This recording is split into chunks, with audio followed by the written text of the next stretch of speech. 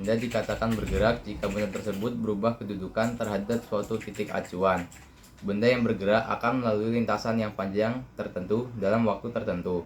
Panjang total lintasan yang dilalui disebut jarak. Sedangkan besar perubahan posisi benda dari posisi awal ke posisi akhir disebut perpindahan.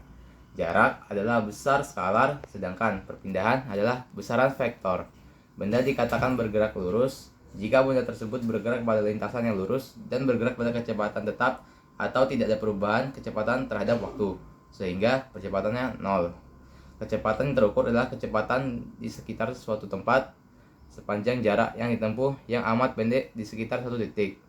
Suatu benda dikatakan mengalami gerak lurus beraturan jika lintasan ditempuh oleh benda tersebut berupa garis lurus dan kecepatannya selalu tetap setiap saat.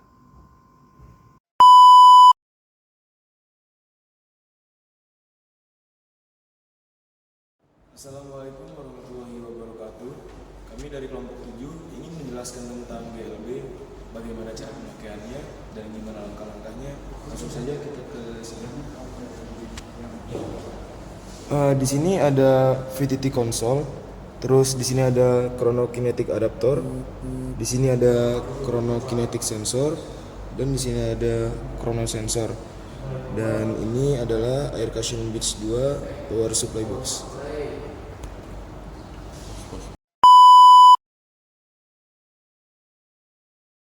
Untuk prosedurnya, pertama hubungkan mobil power ke dalam VTT console, lalu hubungkan chronosensor dalam VTT console.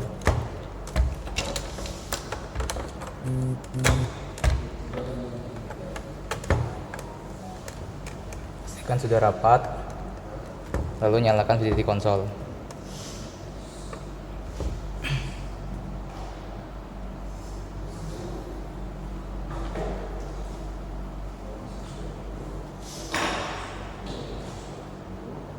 Lalu atur jarak pada airbands sesuai jarak yang diinginkan. Ketika sudah nyala VTT konsolnya, pilih free fall and incipient plane.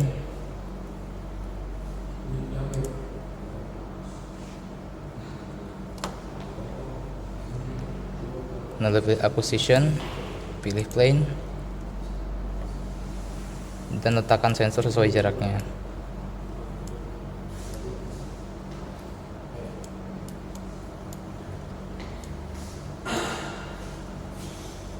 Jika dirasa tidak pas, atur jaraknya secara manual.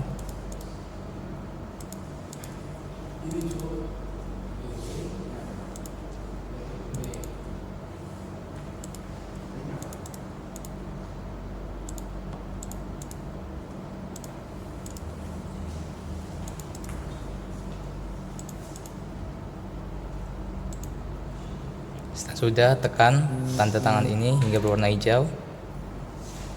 Lalu hidupkan airbands.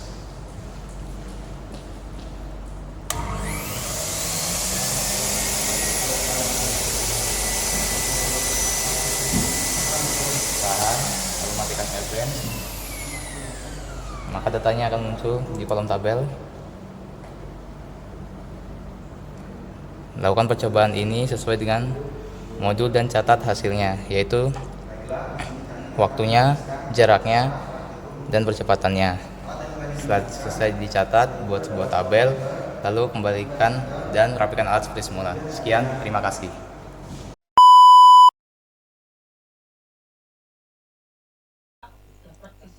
Baik, kali ini saya akan melakukan pembahasan pada percobaan hukum GLB yang telah kami lakukan.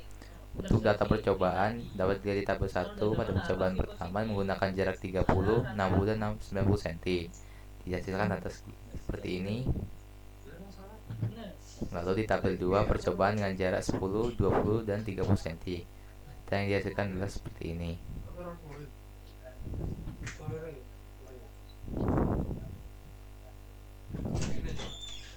Lalu selanjutnya untuk perhitungannya, data yang telah kita ambil itu pada kolom V dilakukan penjumlahan, lalu dibagi dengan jumlah datanya itu sebesar 4, didapatkan rata-rata sekitar 0,98. Hal yang sama dilakukan juga pada jarak 0,5 meter dan 0,9 meter. Untuk 0,6 meter didapatkan rata-rata sekitar 0,25775, dan pada jarak 0,9 meter didapatkan sekitar 0,31925. Selanjutnya, rata-rata ini akan dikurangi dengan data yang ini. Contohnya seperti di sini, yaitu V dikurangi V rata-rata dapat dan dihasilkan data min 0,003. Lalu hal yang sama dilakukan pada data seterusnya hingga selesai.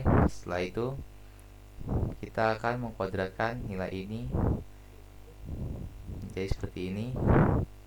Lalu nilai ini akan ditambahkan semuanya. Contohnya 0,3 meter didapatkan jumlahnya sekitar 0,000036. Lanjutkan dengan cara yang sama pada data selanjutnya. Lalu dapat dihitung pada jarak 0,3 meter didapatkan delta V sekitar 0,0017321. Untuk jarak 0,6 meter didapatkan delta V sebesar 0,0022867, dan jarak 0,9 meter 0,003497. Untuk ralat 0,3 meter yaitu rata-rata plus minus delta V, yaitu 0,98 plus minus 0,0198 plus minus 0,001732. Untuk jarak 0,6 meter yaitu 0,25775 plus minus 0,0022867, dan pada jarak 0,9 meter yaitu 0,31925 plus minus 0,001465. Untuk tabel selanjutnya, yaitu pada jarak 10, 20, dan 30 cm, dilakukan cara yang sama, mulai dari menghitung rata-rata V, yaitu jumlah data ini dijumlahkan lalu dibagi dengan jumlah datanya sekitar, yaitu 4, didapatkan segini, yaitu 0,1345. Untuk 0,2 meter hasilnya 0,17325, dan jarak 0,3 meter itu 0,19875. Lalu kurangi V dengan rata-ratanya, didapatkan segini. Lalu kita kuadratkan data ini, lalu dijumlahkan, didapatkan jumlah sekitar 9,5 kali 10 pangkat min 5. Lakukan hal yang sama hingga data selesai. Lalu dapat dihitung delta V-nya. Pada jarak 0,1 meter didapatkan delta V sekitar 0,002217, jarak 0,2 meter 0,002562, dan jarak 0,3 meter 0,002213. Dengan ralatnya untuk 0,1 meter yaitu 0,1345 plus minus 0,002217.